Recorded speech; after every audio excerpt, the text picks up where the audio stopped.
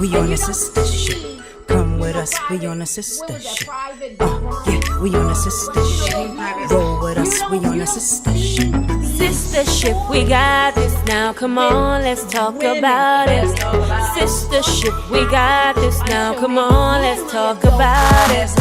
Sister ship, we got this now. Come on, let's talk about it.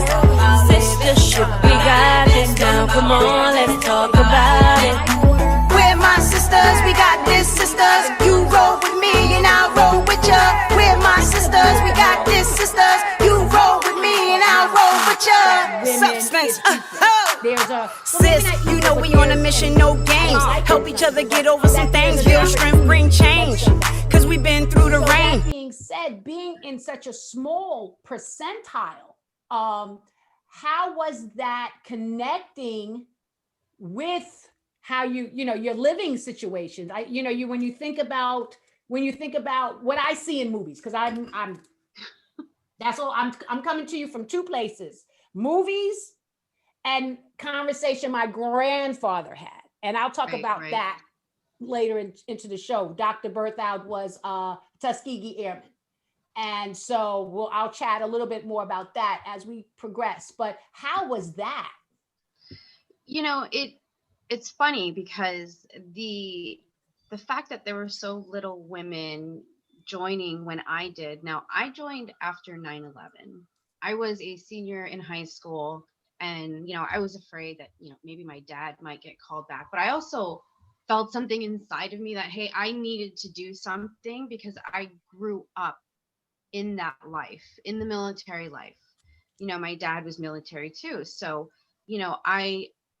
I got a scholarship. I got accepted to Florida State. I was going to go. And all of a sudden, I just felt like that wasn't the right place for me. And when I joined, I only waited 4 weeks. My parents wanted me to wait till after I turned 18 because I joined when I was 17. Mm-hmm. And when I left and got to boot camp, there were only 6 other women there at the time. I was in process and we were given these like sweats to wear. And for 2 weeks, me and these other women waited for more girls to come in to complete our division. And I had to wait 2 extra weeks in boot camp just for that to happen. Mm-hmm. And I was thinking the whole time, well, why couldn't we all just come on the same day, But because there were so little women joining at the time, I had to wait 2 extra weeks. And, even in boot camp, the way they house you, women, the females and the males are separated. There's about 80 people per room, which is good. You do not want the males. We're young. We're 17, 18, 19-year-old kids joining the military. It's good that we go to boot camp because I don't think a lot of these people would listen to anybody if they didn't, if they weren't scared. It's very true. And there's a lot of instances, even in boot camp, as a woman, there were a lot of women that had to leave in the middle because they found out they were pregnant and they had to go. Just like if a woman were to find out she's pregnant on a ship and they're on deployment and it's a very long deployment, she has to go. But, I was never on a ship. Actually, where I worked was in a basement. I worked in Navy Intel, and even in Intel, there was even a smaller amount of women than there was in other jobs within the military. Mm-hmm, I was a cryptologist, and a lot of people don't know what a cryptologist is when I try to explain it, but it's a code breaker. And if you've ever seen the movie Transformers, the very beautiful blonde girl, she says, "I'm a cryptologist." I'm like, yeah, that's what a cryptologist is. But I did a very. I just want to say, never watch Wheel of Fortune with June, because she cracks the puzzle with 3 damn letters up there, and I look over at her and like, could you leave the room, please? I'm trying to exercise my old brain here. Okay. The word puzzles in the newspaper. Wait a minute. Can you give me the lotto numbers? No. Yeah, hello. I want the lotto numbers for that big drawing. Did anybody? Oh my God, Somebody somebody won. got it in Michigan. Fun. Yeah, I won $2. I got my Wawa coffee for almost free. I still owed a penny. June, let me ask you a question. Yes. Would you recommend women as young as 17 join the military, or would you advise them to wait until they're a little older? Good question. You know, women mature very differently. Mhm. And we mature a lot sooner than men. Yeah, oh, absolutely. I felt like the women who joined the military at the young age of 17, 18, 19 already had a good grasp on, you know, what they needed to do to be successful in Right. the military, where, you know, as the men come in and think, oh, if I just have brute strength, I'll be fine. Mhm. You know, they don't Mm. prepare. And I tell you, you know, when we got in trouble in boot camp and we were they called it IT, intense training. When we got in trouble, Navy SEALs would come in. The first people to pass out were those males who thought all I needed is to be strong to do this, you know. Mr. He-Man. Exactly. And, you know, I had experienced life and what it was like in the military. And my dad was always a runner. He would run the perimeter of the base that I grew up on every single day. That's about 10K. So I was physically prepared, mentally prepared. I kind of knew what it was like. But I knew it was all just mind games. And, you know, when I was in, they appoint somebody to run the PT sessions. And I guess they saw that in me. And not just I was just some big burly man, you know, who can do a bunch of push-ups, but I had endurance and I prepared myself for it mentally. So I was the one who led our training sessions most of the time. So yeah. Oh, hello. And I was be able to do 72 push-ups in 2 minutes. Wow. Wow. Wow. Can you still do that now? No. I'm I was 36, but I've had so many surgeries. I don't think my body's like. I was just getting ready to say, well, the show is over. Thank you guys for showing up today. 72 push-ups. Exactly, pretty much. 18 Yeah, I mean- years ago. Yeah, no, but you know, slacker. Slacking.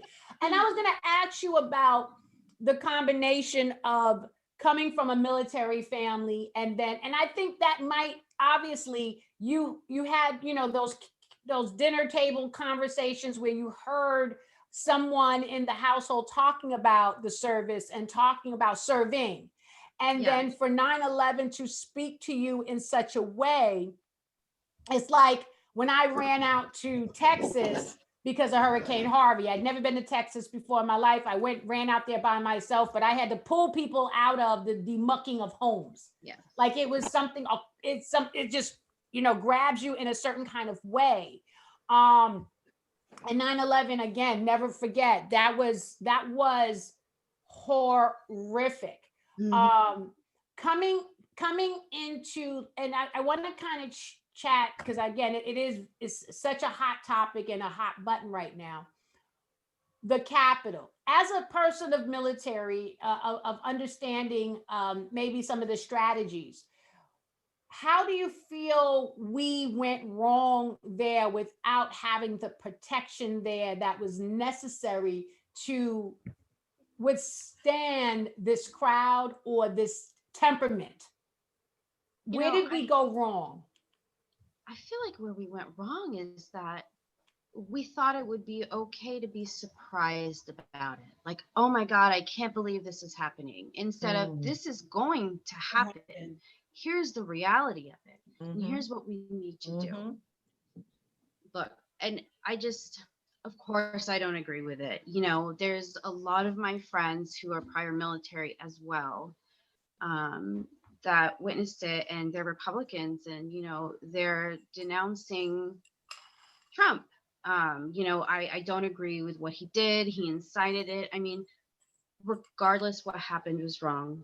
That was a large group of people who just wanted to win something. You know, to me, it wasn't fighting for America, because if it was fighting for America, they wouldn't have destroyed our Capitol building. And let me tell you, I think that's outside of DC for 4 years. I was Mhm. there all the time. I loved the monuments. I would walk all around and I would admire them. You know, I was living there working for the government. I was no longer in the military, but I was part of a huge community there that was trying to protect all those things. Mm-hmm. You know, and being in the intelligence field, we're the silent protectors. That's where a lot of the military's counterintelligence comes from, ways that we can think of to protect this country. And I think that's where we faulted, thinking that if it does happen, it's okay to be surprised. And you know, I've talked to a lot of people who aren't from here because, you know, I myself, I grew up in Japan. I have a lot of friends who grew up, you know, that are here in the States now.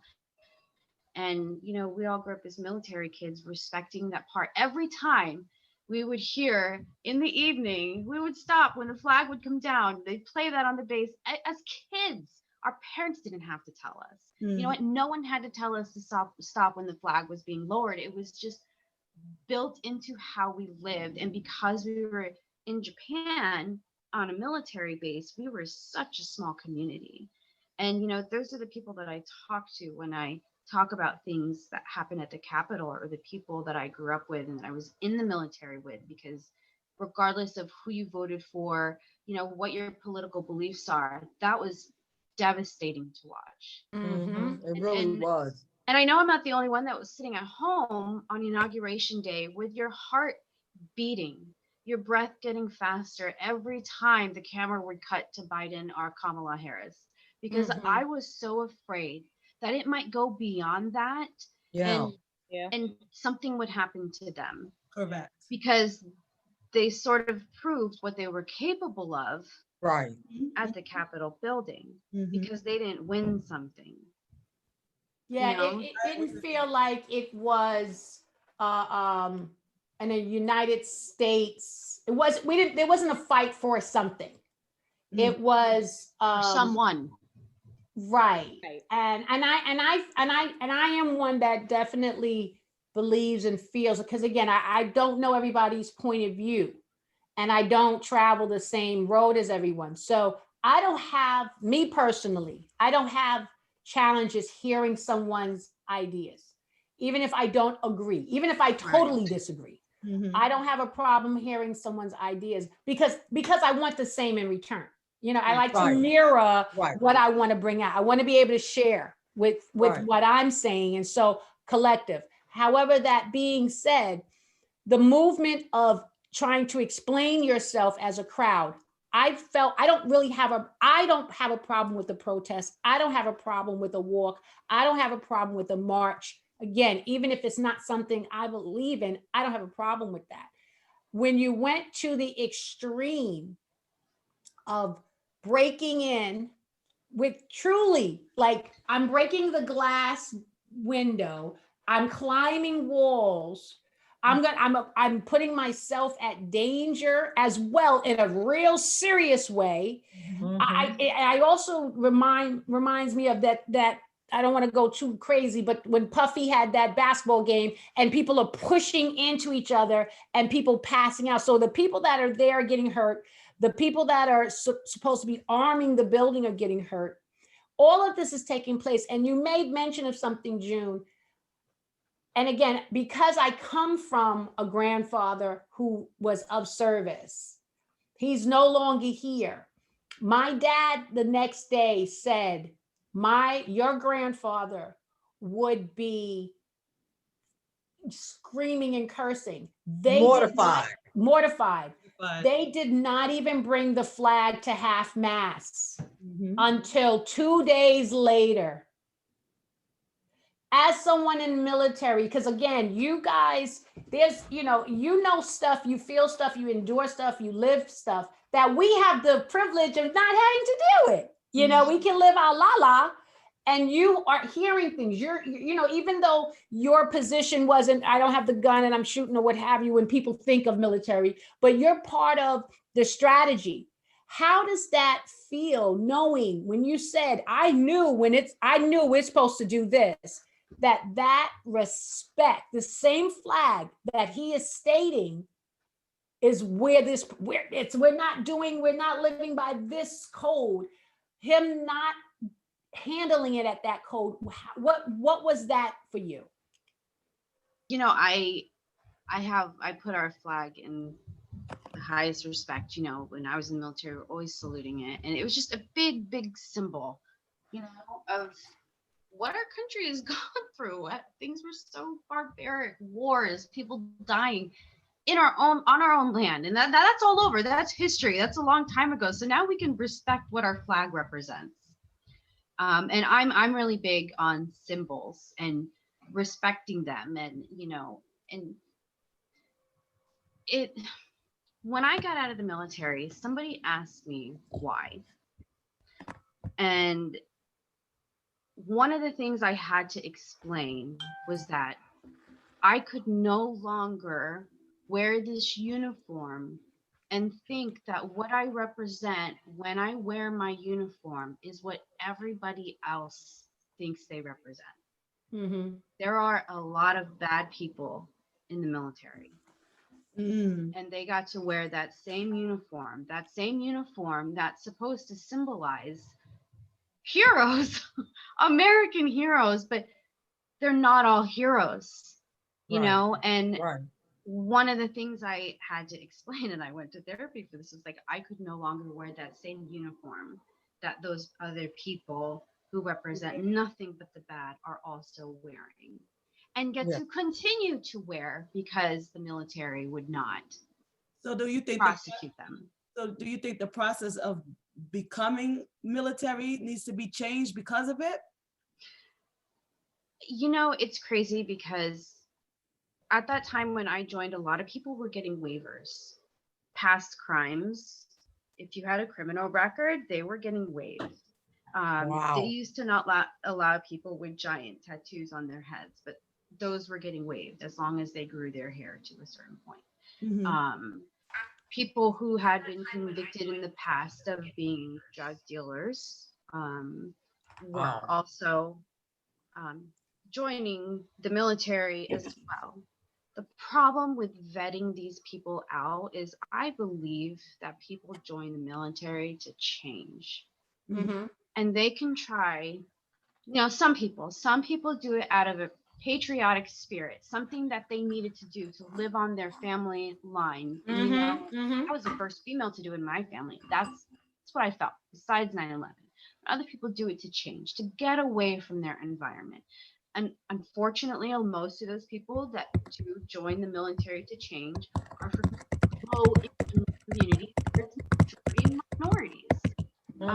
Single moms have to leave their kids at home with their parents so they can go off to boot camp and have a steady job. I think those people are willing to change, and I think they work really hard in the military, and I've seen it, you know. But not 100% of them are going to change, and not 100% of them are going to change for the good. So it's hard to say, okay, no former drug dealers, even though it was 5 years ago. We don't want you. What happens in 5? People can transform, and I love it. And if the military helps them do that, and they're serving their country while making themselves better, I am okay with that. Mm-hmm. June, a lot of people's lives. Let me ask you, what do you think is the best and the worst of a woman being in the military? I think there's a lot of fraternizing is a big thing in the military that people frown upon. You know, you can go to court-martial for it. But I think the fact that women are just more vulnerable to sexual assaults, harassment. We were constantly being trained on green light, yellow light, and red light behavior. If we weren't comfortable enough to say stop, stop, stop in the workplace, you know, we would say yellow light, you're getting a little too close to crossing the line. And that's how they would train us. And it's really interesting because they use those same colors when you're a kid in elementary school. You know, those cards. Yeah, red light, green light, 1, 2, 3. Mhm. I mean, we gotta teach that. You gotta teach people like children sometimes, you know.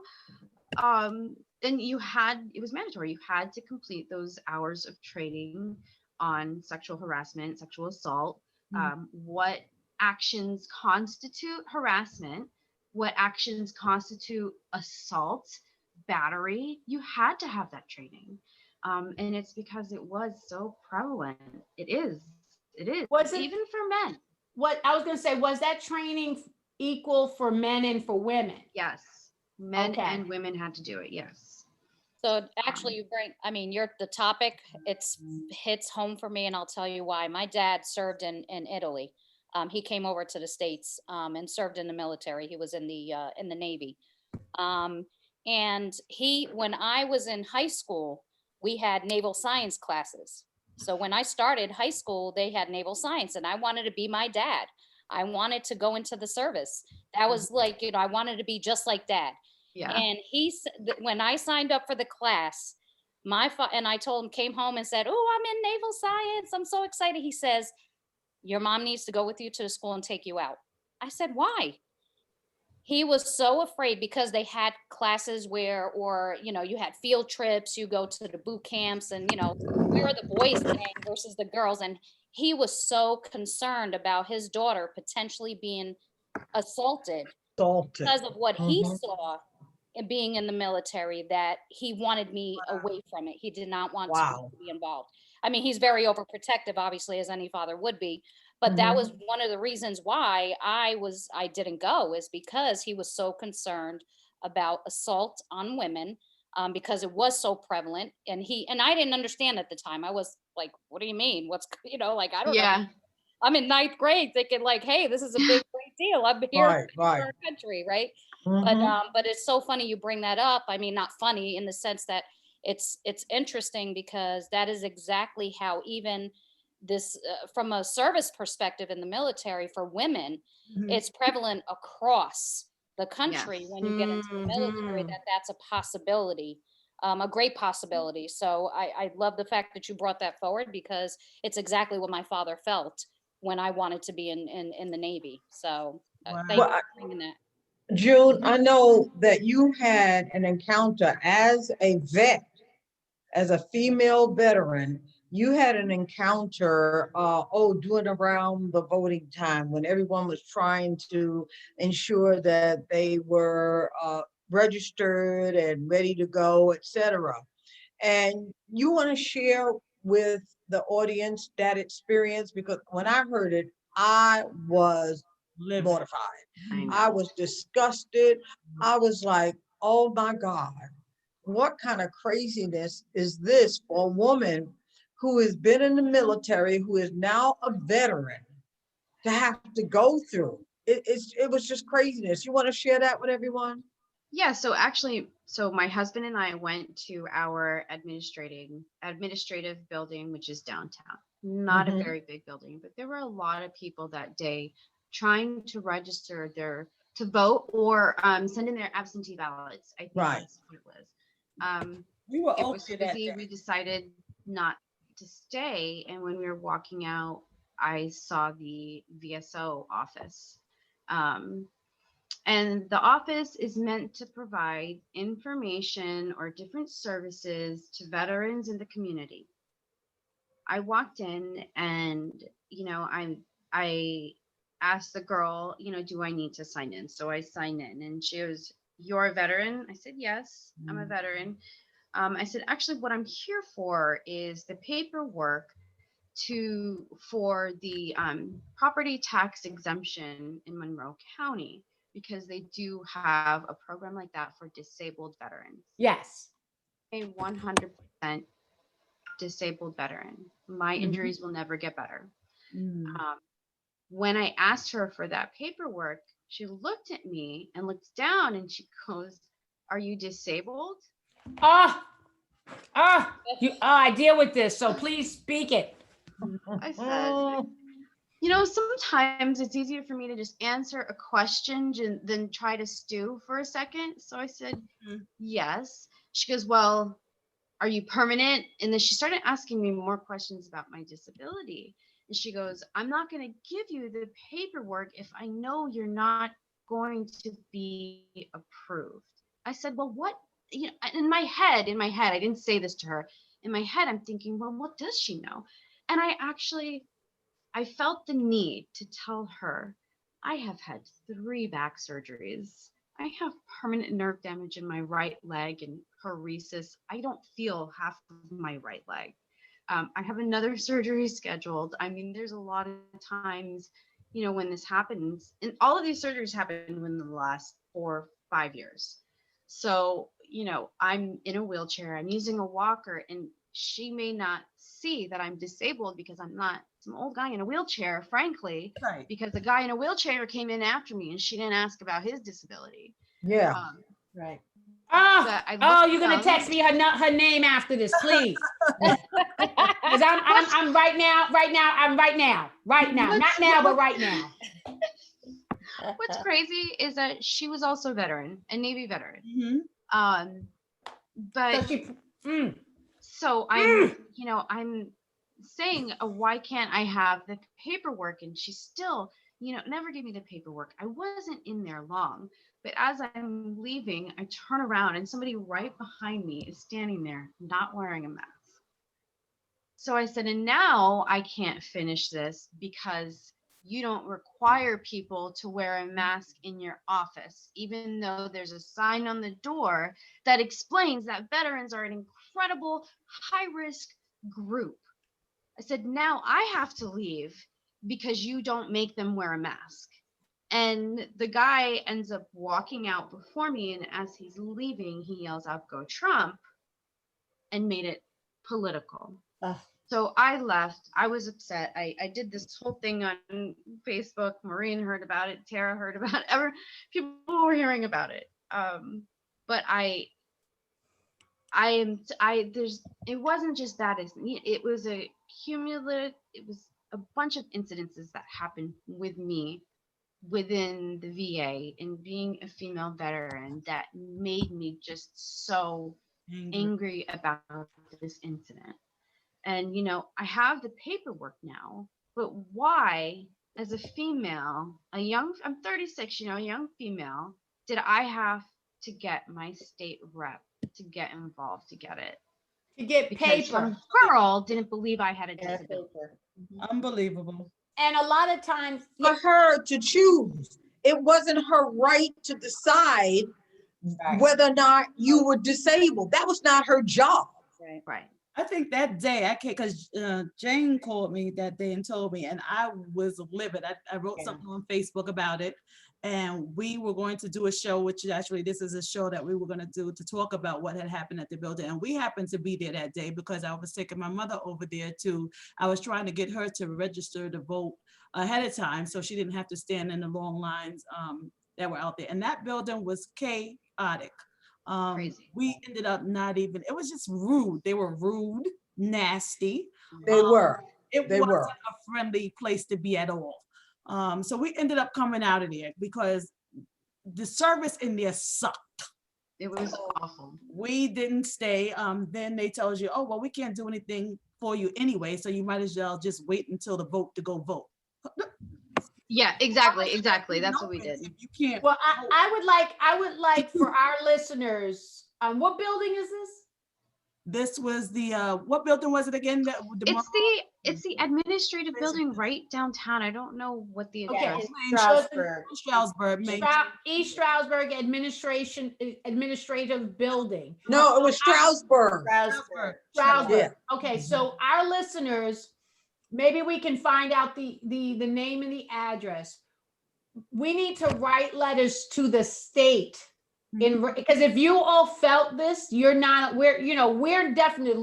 arms and legs and feet and toes and fingers of so many people. So Yes. I'm sure a lot of people have experienced some of this negative behavior, less than nice customer service. And you are serving a community You have a job based on the community paying your job. And I don't mean that in a way when you get pulled over by a cop, I pay your salary. Yeah, I probably don't. But on a whole, those people, we are paying salaries. We're paying for the maintenance. We're paying for the buildings. We're paying for the retirement plans. We're paying for the health benefits. We are your boss. Mm-hmm. And for you to be a citizen, number one, for anyone who is a homeowner and a landowner, landlord, so you are a lord, I knight you. For those who definitely are military, our public servants, Mm-hmm. our country servants, we are part of that fabric that facilitates the revenue that allows that building to be able to pay PP&L or Med Ed or whoever they pay to. Right. So we need to write letters Mm-hmm. to the higher authority, and I guess we'll figure who that out, maybe put it on our page. That sounds horrible. This whole conversation right here makes Tiffany. me so angry. Right. Tiffany, Mhm. I heard her say that several of our local politicians heard about it and possibly got involved. What did they do? What did they do? But again, June got her paper, and that's a beautiful thing. June should have never went through that. And for her to go through that, for you, Mama C, to go through that, for Tiff to go through that, because I get so quick, real quick, Mm-hmm. that I'd have been like, oh no, stop everybody in this place right now, not now, but right now. I know. Sometimes I feel like I am that person, and then when it comes down to it, I always sort of try to walk away and then deal with it later. On Facebook. And people who tend to serve others tend to be that force for others. When it comes to themselves, we kind of say, I can deal with it. I'm strong. I don't have to fight this fight. Let me save this energy for someone else. Okay, I'm gonna go back again. Yeah.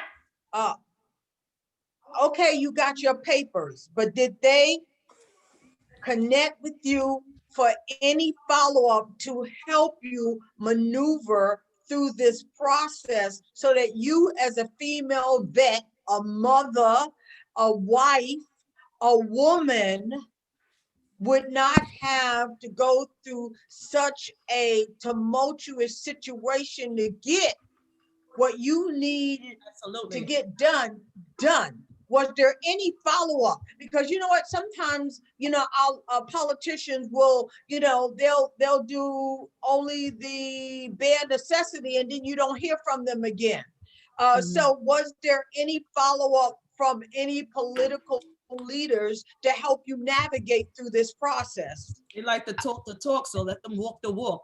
Exactly. A few of them, and the ball is in my court now. Mm-hmm. Okay. To fill out paperwork, and I have had already, it's not even the end of the month, a very crazy year, and because all of this stuff going on, I put it on the back burner. I made it like the 5th important thing on my list, first, and I think the ball is in my court. It's my fault for not following up, not making it more of a point that this can't happen to people anymore. Sometimes you feel like if you tell enough people, you are trying to make your point, but we're adults now, and it's got to go beyond that. I know, but right now in my own life, I don't have room for that fight right now, and I hate that it's something that I have to fight for later, because this isn't the first incident I have had as a female veteran. When I was pregnant with my daughter, the VA provides a certain amount of coverage for women. It should be 100%, but not all the VA hospitals have the capacity to for like a women's clinic for women to come in and get their yearly checkups. But when I got pregnant, what they did was they, through the community care program, thank you, Obama, I was able to see private doctors. And the VA sent me a contract saying, here's everything that we are going to cover for your pregnancy. And it was everything. At the 20-week mark, when we found out about little Athena and her lung masks, all of a sudden, the VA wasn't going to cover me anymore. Wow. Essentially, they told me that the problem, the health issue is not with the veteran, but it was with the baby in my womb who had the issue. Wow. And so, sorry, my Apple iCloud storage is coming up here. So I had to go through my entire pregnancy. I ended up in the hospital several times from stress because I'm worried now. I'm getting ultrasounds 3 times a week. We're going to CHOP in Philly once every 2 weeks, and we're there all day. Scans, an ultrasound that lasted for more than 3 hours. Wow. Just to make sure that they measured every little thing about the baby. But now the VA wasn't covering me. So I fought, and I was on the phone with the chief medical officer at the VA, and he was working with me. He said what actually happened is that the contract with the company they outsourced for the community care program was up. And 3 months before I had my baby, they renewed my contract with a different company instead of being grandfathered in. And here they said, these are the services we will not provide to you for your pregnancy. Wow. With the company name. So all of the appointments I had after my 20-week mark were no longer being covered. They said, well, do you know you have Medicare? I said, I do, but the VA, I have a contract. I fought, he was on my side. The chief medical officer in DC at the VA there was on the phone with me, trying to help me out. And it seemed that there was nothing they could do. Wow. You know, I want to just share 2 things because I'm sick right now. Yeah. Number one, it's not a cheap plug. It's a real plug. It's real information. Bayrow Real Estate, we have a VA liaison. So if you need help understanding how to fill out the documentation for 100% disability in order, obviously because you have challenges, but yes, you are exempt from paying school, municipal, and county real estate taxes when you are 100% disabled and you are a vet. So yes, that's in many counties of Pennsylvania. So if you need to call us in reference to that, 610-395-3334. Donnell is our VA liaison for those services. That's number, I just wanted to put that out there. We will help you. I don't care if you buy a house with somebody else. Share that is number something- again, please. It's Tiffany. 610-395-3334. That is our office. Ask for Donnell Riley, and he is our liaison for VA services. Something that we do provide. I don't know any real estate professional, that agency that provides that, but we are here to assist our veterans in getting all of the opportunities that is overly deserving to them. Thank you. The other piece that I'm really challenged by is the state and the nation's relationship with women and their bodies, and stating, Yes. all of these things that I hear about, how you can't do this and you can't do that, and we're not going to, and again, I'm not here saying have an abortion after 14 weeks of pregnancy. I'm not here saying that yay or nay. That's not, I'm not getting on none of that kind of pedestal. However, Right. our state and our nation wants to have their hands all into a woman's womb in reference to that. Now you have a child inside of a mother and you're sitting here saying you don't want to be responsible for Yes. that. That kills. You are nasty. Whoever is in charge of that, writing that bill, that whatever, you are nasty. You're not even, you're as a nasty individual. Inhumane is the word. Inhumane. And that's the Oh, problem my with a lot God. of people. Human, but inhumane. Yeah. And that's a damn shame. A waste of skin. Yeah, a waste of life skin. too. This is totally the reason why we're in the state that we're in right now, because of these situations. And Yeah. you know, when Jane told me about June, I know all of the scenarios of what June is going through, and I can understand why she kind of put it on the back burner, because she's going through so much. But It's that's exhausting. exhausting. So that's why part of the sistership is to help each other. And if we could send those letters to, you know, I put it in the chat room to the Quaker Plaza, Stroudsburg, PA, just to tell them. I mean, I didn't go inside, because probably if I had went inside with my mother, I probably would have been the one that'd be like, oh, you know what, take it down, take this whole building down, because I will stop. That's probably how we would have actually Yeah. met. And Yeah, you know. It's crazy, because I get to a certain level where I will just take your whole building down, you know. But I happened to be in the car that day because I was bringing my mother there. She got out and she went in, but when she came out, she told me that she was like, oh, and I was like, really, Mom? And then that same day, Jane called me and she said, spicy. Yeah. And she said, you know, June was there and blah, blah, blah. And I just went off on Facebook and I said, Yeah. are you for real? No, this Yeah. is not happening. But these are the reasons why we are in the state that we're in now, because we got it all backwards here. So as part of the sistership is And twisted. right and twisted, we're trying to come together as women to support each other, support each other's businesses, just to help, because maybe Jane can't take on that part, but one of us could say, okay, well, we can help you do this, or we can send a letter, or now Tiff just gave us the information to Darnell. Darnell is in the military, so now we have that piece of the information where maybe he could help you get that done, because you have so much going on with the baby, and I know Jane has been helping you, that it's just too much, and you don't need that extra stress to try to fight that battle over there while you are trying to take care of the baby. Absolutely. Absolutely. Yeah. And you know what, June, you have such an awesome mother-in-law.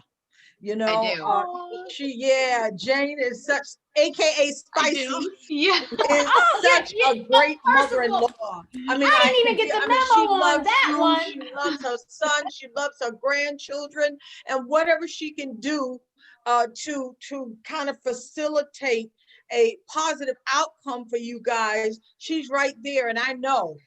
So I mean, it's wonderful when we have great family members, great connections, and you know what? All of us here, we're family. We may not have come from the same blood, but we're family, and we see each other like that. So we're able to turn to each other and say, hey, I have this challenge. You have any information you might be able to help me with, or let me tell you what's going on.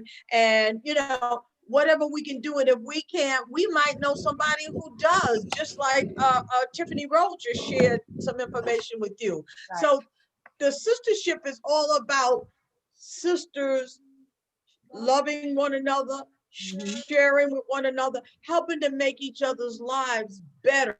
Because you know what? There's not a whole lot outside of ourselves that are working to make our lives better. And it is totally exasperating, let me tell you, as a single mother, as a single grandmother, and you know, my daughter as a single mom, you know, I see the dynamics of what we all go through.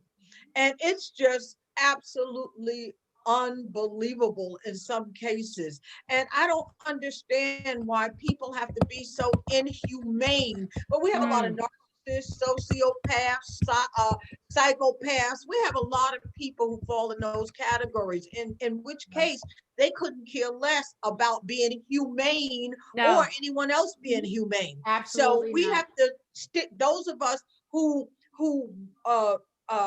hold humanity in high esteem, we've got to stick together and help each other as best we can, because you know what? If we don't, who will? It's so funny. We have John Gerhardt in the room, and he says sometimes you got to raise a little hell. John, you Sometimes you do. And sometimes I raise a little hell, and they say, "Oh, that one right there." But yeah, sometimes you got to raise a little hell in order to get where you need. That's my child, but she's a hell raiser, I'll tell you. Yeah. The apple don't fall far from the tree. You know what? I've kind of calmed down. In 3 years, I'll be 70. I'm not trying to be a hell raiser anymore. You know how she just plugs a lot of energy. She always plugging in the fact that she looks better than the rest of us, and then she's there. This is how look. She talking about narcissistic. She like, I'm gonna be 70. Yeah. 70. Mm-hmm. And here I am, like, let me put on some powder, put on some lip gloss, because I know when you're here with Mama C, I'm gonna be looking like I'm 100 next to Mama C. But I wanna. We just went through Martin Luther King Jr. Day, Civil Rights Movement. A lot of the Civil Rights Movement we talk about, obviously, brown people getting the right to vote and all of that. But if it wasn't for the women of the struggle, and I want to really quickly just speak of a few women. And I always say that you can't be a king unless you have a queen. Hello. Coretta Scott King.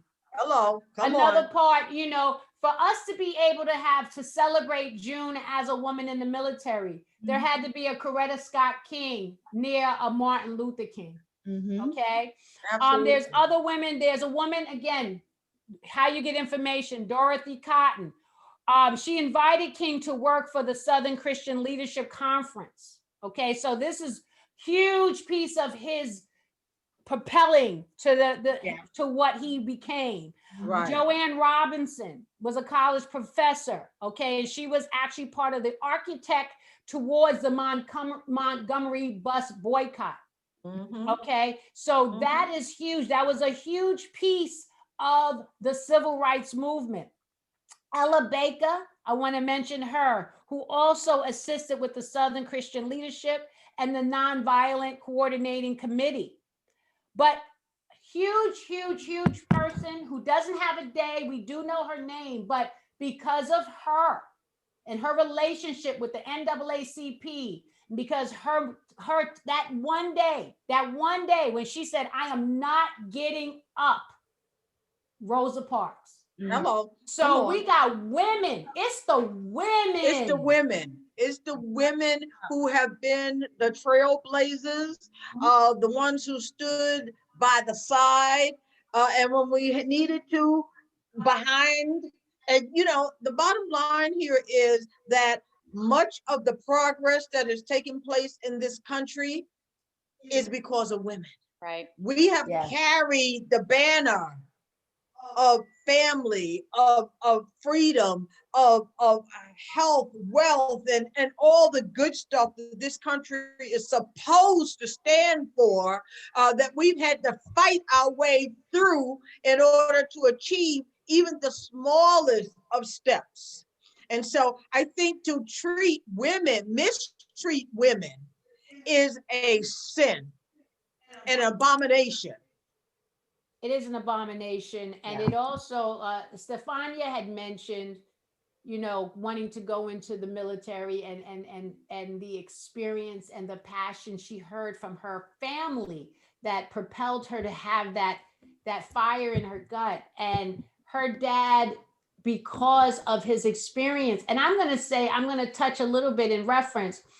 I don't even think it's just the experience of a woman being violated, even though that's huge. I also believe it's a woman being violated in this environment and the male not being held accountable. Right. Exactly. Right. Exactly. And I think that happens a lot, that a lot of men are not held accountable. And until they are, there won't be the caliber of change that's required to really make this country great. Right. I said before, I said before, if you hear more than one woman saying the same thing, men need to listen. Absolutely. Because what happens is, I said it before, there was a situation that happened, and a lot of men will turn their backs and say, oh, that's my brother. But you can't be your brother's keeper if you have more than one woman saying the same thing. Absolutely. Somebody needs to turn around and check that brother, because there are too many women saying the same thing. And Absolutely. I'm saying that to say that's why Harvey Weinstein got away with what he got away with for so long. Okay, because the men around him allowed him to do it. Meanwhile, Absolutely. there were a lot of women who were saying the same thing. So we don't protect it because the men were allowing it, not checking him. Okay. Right. Other than that, it was us that had to protect each other, because now we feel like, okay, the men are just, they're crazy. Yeah, it's interesting you bring that up. I just listened to a podcast with Rowan Farrow. It's called Catch and Kill. And he is actually doing interviews of the survivors of Harvey Weinstein. And this one particular interview that I was listening to, she said the exact same thing. She was broader in her explanation. She also said in the military as well, men have a tendency to turn the other way. They don't want to get each other in trouble, or they don't change that dynamic, right, of saying, hey, you can't treat her like that. And she said when she was marched into Harvey Weinstein's office to do what she thought was an interview for a movie, everyone outside there knew exactly what was going to happen to her, because he'd done it repeatedly. He was his 1 o'clock appointment. And these are her words. You can certainly listen to the podcast. She said she was his 1 o'clock appointment, and she knew he had another one at 3. And she said she blames not just him, but the people outside in that office that set up the appointment, knew why she was being brought in there, locked the door behind her. They all knew, and they were a part of it.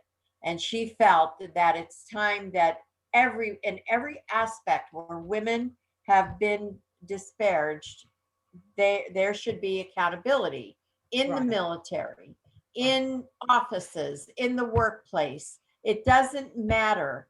It is up to us as women to hold their feet to the fire, to make them accountable. And if we do that, this is why I'm so passionate about Sistahship, because this is a group of women who are human and want to hold humanity accountable for this crap that goes on Absolutely. over and over every single day. And when I look at my daughter-in-law, I want to hold her on a pedestal, because she has battered through so many challenges in her life, including in the military, yet holds her head up high, took her oath to protect and defend this country, and still holds that dear to her heart, no matter what. And I feel I need to say that on her behalf and on behalf of all of the women who have been in the military, all of the women who have had that happen to them in the workplace, in the grocery store. I was even in our own homes. Right. Yes, exactly. I was just going to say that in the business that I do, it happens every single day. And this platform of Sistahship is a wonderful platform to start bringing those things to light. It's been in the dark way too long. Because we are a group of warrior women. See, chicken poop women don't do what we're doing. Okay? I didn't want to say the other word, okay? But chicken poop women don't do what we do. Okay? They are too busy trying to kowtow down to the system, and whatever it is, even if they know it's wrong, they're gonna stand and high five it. But you know Right. what? Those women need to be ashamed of themselves. They need to be ashamed of themselves. You know, you call yourself a woman and you allow another woman to be beat up, beat down, used, abused, and hurt in any way. That is absolutely unbelievable that in this day and age, in the 21st century, we still have this garbage kind of lifestyle going on that so many chicken poop women are high-fiving and going along with. Absolutely. Yeah. Jane, I mean, June, I want to ask you a quick question. When Jane was sharing just now, and she then began to pay reverence to you, I saw you choke up. What was going through your mind at that moment? No, and I wanted to tell a little bit of the story. I won't go in too much detail, but I was 17 when I joined. I was very naive, very, very innocent. My dad was military for 20 years, so there was a lot in life that I had not experienced. I was 18 when I left for boot camp, and 4 months into being in the military, I was, let's just say I had multiple sexual assault encounters with the chief who ran my schoolhouse. Wow. Nobody knew. It's not something I talked about. It's something I suffered through, ended up being held back in my school for cryptology for a week because I was so physically ill. I was afraid to tell anyone until I got to my next duty station, which was school. And that's when there was a JAG officer in Pensacola, Florida, who had called me because I was talking to a chaplain. Anyway, long story short, there ended up being 15 of us over a 9-month period of time that he was abusing. We all testified against him in a military court of justice, but his fate was decided upon a jury of his peers, other male chiefs. There Other were men. Exactly. There were 2 women, and that was it. They found him not guilty. Now, it was 2002. We also worked. Here's how we were able to get no proof. He did it when we were in school. He did it when we were in our uniforms. He did it in a secured compartment, which not anybody was allowed to enter. You were not allowed to roam the halls. You had to be in your classroom. So there was nobody that could even walk by a door, and it was on an evening shift. Wow. So there was nothing. One person had text messages, and that was it. But because he was found not guilty, he got to retire. He collected his pension. Of course. He got to keep wearing the same uniform that I was wearing, what it represented. And now the story I told you earlier about my uniform kind of makes sense. And that uniform, putting it on every day, traumatized me. Wow. I didn't do it anymore. Wow. Because, Wow. the Me Too movement was a really big thing too, because, there were a lot of women that were going, this is what I was wearing. This is what I was wearing. I was wearing my military uniform. Wow. The man was found not guilty. I found him less than a year ago, and he now works for a juvenile detention center in Georgia. Oh, He works with good Lord. And it goes youth. on, the cycle goes on and On and on and On. on. It just shifts gears. I got chills. and they just know how to stay out of jail with it right now. Okay. Absolutely. It's almost like women wearing a military uniform are prey for the predators. The target. Into the service with the intention of preying on innocent women because they know they can get away with it. And the military should be ashamed of itself. It's a power play. That's what Absolutely. it is. These men that do this, it's all about power, and it's psychological. I mean, I can't even, it's disgusting. It's It is. disgusting. Your father did you a big favor, Yeah. Stefania. He really did. And I know you probably at the time thought he was being overly protected, but I know every day now you said, thank you, thank you, thank you. And let me tell you, just from your story, I really connected with it because my dad felt the same way. My dad felt if you wanted to join the military, if you really felt this calling, the one branch you can join is the Navy because I have friends who are going to protect you. The guy knew who my dad was. He didn't care. The commanding officer of the base was friends with my dad, the chief warrant officer. Nobody knew what was happening because nobody spoke. Nobody speaks. And me too. I was the first case among 15 women, the earliest they could find, and I waited 4 months to say Nobody anything. speaks.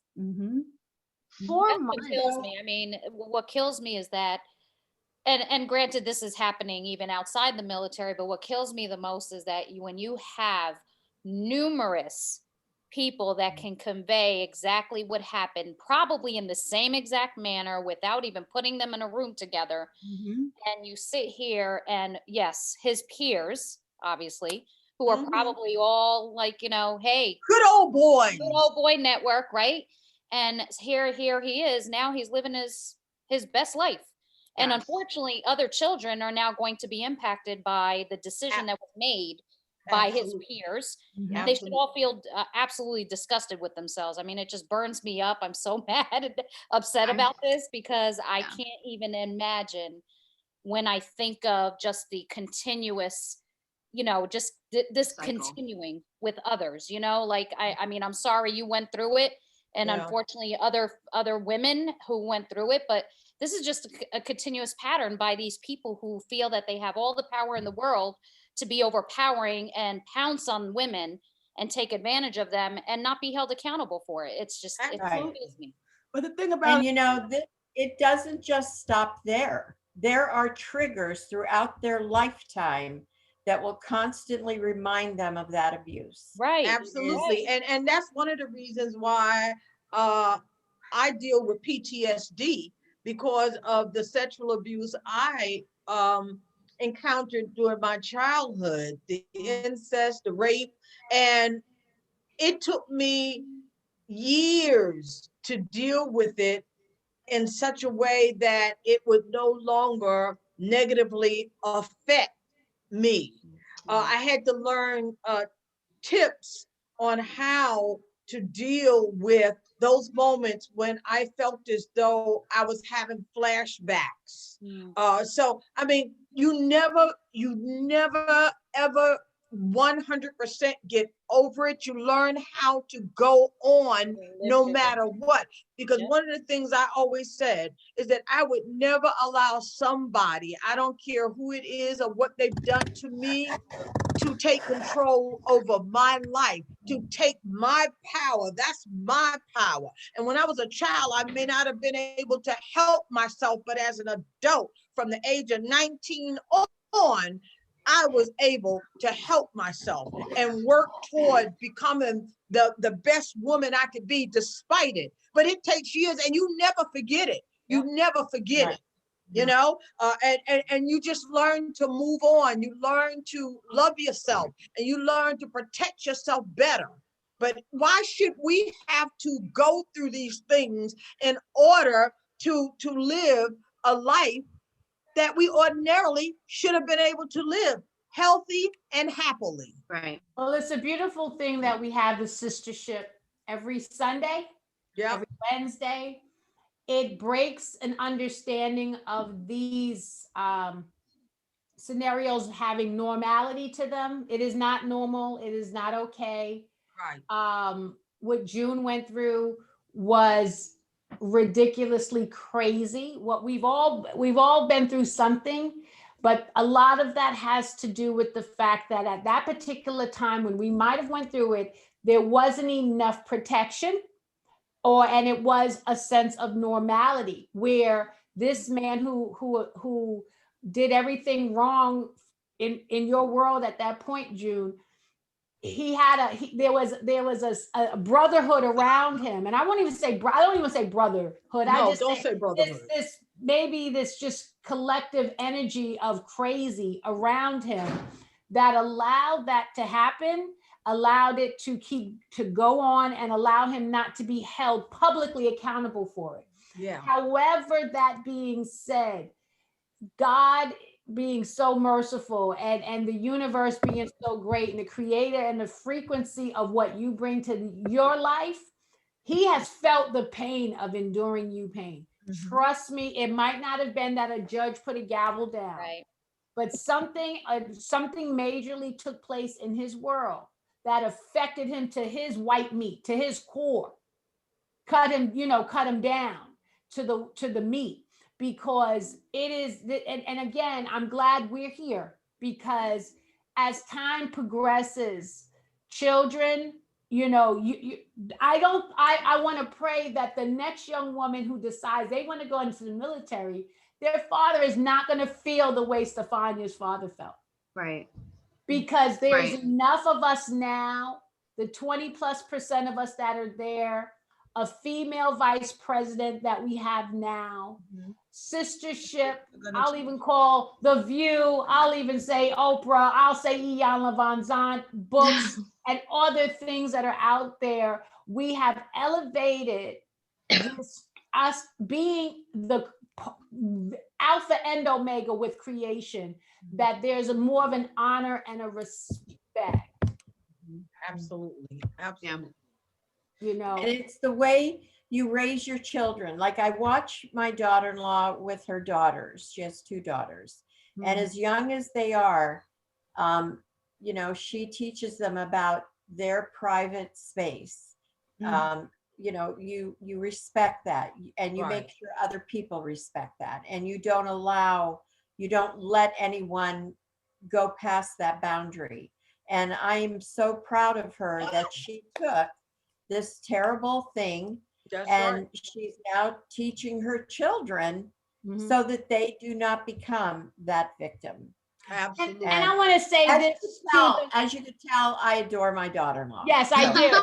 I want to say this to our ladies, our women, our young girls, because some of our young girls were raised by mothers didn't know. I'm not going to say it was bad or good, just didn't know. If there is a family member, if there is a friend, if there's a friend of the family that you have to tell your child, don't sit on that one's lap, that person shouldn't even be in your home. Absolutely. Right. You don't need to give instructions, like when you say somebody want to borrow your car and you say, okay, you got to hit the gas 3 times, then turn the wheel, then put it here, and then let it go. If it's all of this is a lot of instructions, then maybe you need to do something different. So if you bring someone in your home that requires a lot of instructions that could harm others, that person should not even be in your home. Yep. Absolutely. Right. But Absolutely. it's also being able to talk about it and having June on here to talk about it, because a lot of times we don't speak and people don't want to talk about it, and it goes to the back burner, and we allow it to happen because no one wants to share. No one wants to say, oh yeah, this happened to me. And it also focuses on the workplace and the environment that you put yourself into. And I can relate to it also because being a correction officer, I did that for 2 years, and it wasn't the inmates, it was the politics of the jail. Yes. In which I decided this is not for me, because the way it's run, if you have children and you are a woman, that's not, your whole lifestyle changes. You don't see your family, you don't see anything. For the worse, not for the better. Your attitude changes. You become this whole other person. And my personality had changed dramatically because of what I had to deal with for 2 years, dealing with inmates. And then on top of dealing with inmates, I had to deal with the politics of the jail. Right. and trying to maneuver into, okay, do I fit in here?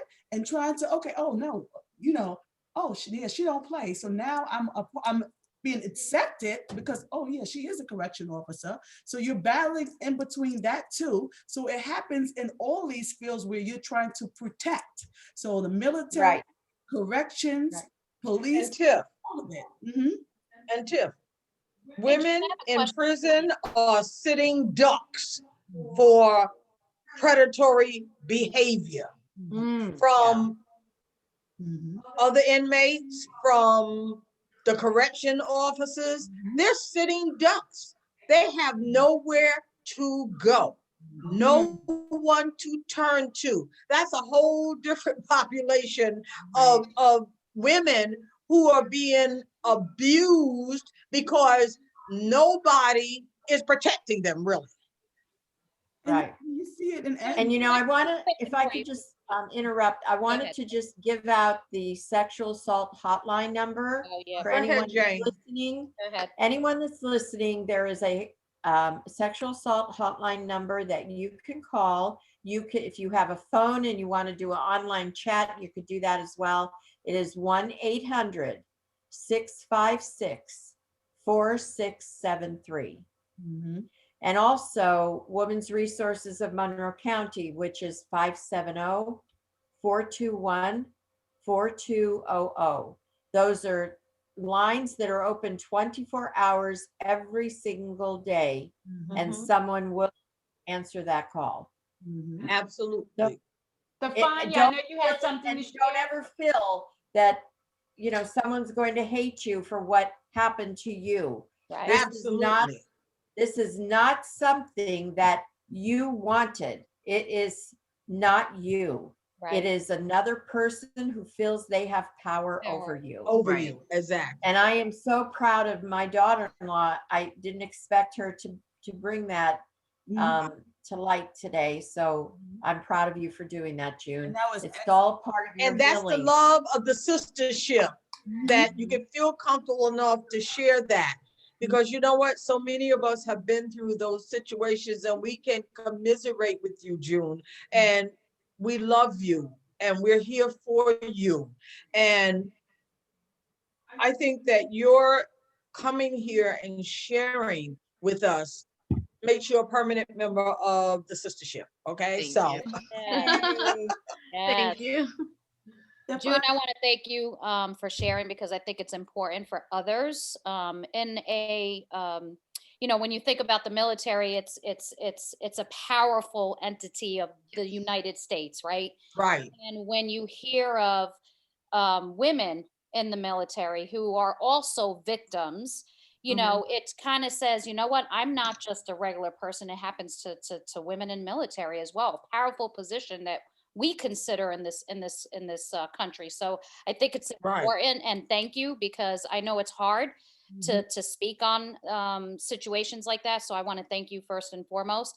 The question I actually had was, you spoke about how your dad said the Navy is where to go because he had people there that could possibly protect you. But I actually have a little different question. What was the service that you wanted to go into? Which military field did you want to go into initially? Because what I'm hearing, or what I see sometimes documented, is that, you know, the Air Force is more women friendly, right? You see Yes, a it lot is. more women in the Air Force than you do in other segments of the military. So for you, what was your initial want? You know, what did you wanted to go into initially, and how do you perceive that different from the Navy?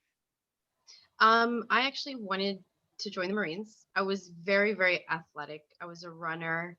I lifted weights. I was very strong. I may That's be my, short that would be in my, stature, that,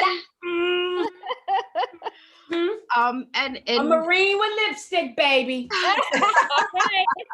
funny enough, when my dad took me, the Marine Corps office, recruiting office was to the left, and the Navy office was to the right. I remember getting out of the car, and it wasn't even a second thought. My dad just started going into the Yeah. Navy office. You know, and you know, when I joined, I wasn't ever sure if I was going to make it a career, but I know what I do, I always do my best. My nickname was McPon Napier. McPon is the Master Chief Petty Officer of the Navy, and it's the highest enlisted rank you could have as an enlisted member of the Navy. McPon Napier. That was what everyone called me because I was always Sailor of the Quarter, Junior Sailor of the Quarter. You know, I was actually part of Bush's presidential inauguration. Oh, you should tell about that a little bit. Yeah. Just a little insight. Tiffany, So, what's the time clock looking like, Tiff? I know, right? But I mean, so what I We just got want old to say time. is there's a lot of great reasons to join the military if you're a woman. But there's a lot of reservations that you might want to think about also. Yeah.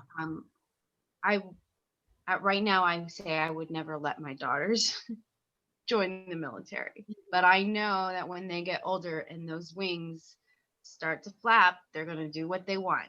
Yeah. And I'm going to do my very best to protect them, just like my dad did me. Right. And you know, and stuff is going to happen, but my kids are so young at that point in this country, in this world. I hope because they've made some changes to the laws for victims of military sexual assault. Now they can go outside. Now they don't have to deal with the JAG office. Now that chief doesn't have to be testified against a jury of his peers. She can go outside and get all that done. Before you couldn't. All right now. Now you can. So hopefully by the time, if either one of my daughters want to join, that it's not a fear that I might have to have. Awesome. And that's part of the solution. And thank you, Jane, for mentioning those phone numbers and those agencies to support, because that's what we're about. We're about having that dialogue, having that discussion, letting other people know you're not alone. You're not doing this by yourself. There's people that have stepped in these paths prior to you.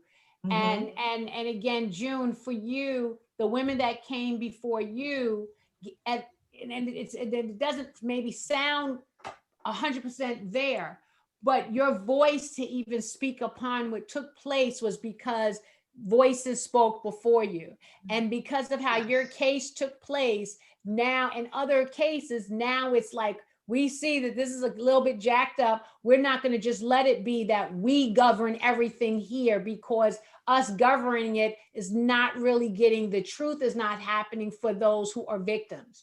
So now it's stepped out of that. And sadly enough, that is we United States and many other countries, and I don't want to even say USA, it's very patriotic, not patriotic red, white, and blue, but patriotic male dominance and male driven and male laws. So now we're going, with our matriarchic system and soul is starting to seep through as the women, as the creators, as the one that holds life.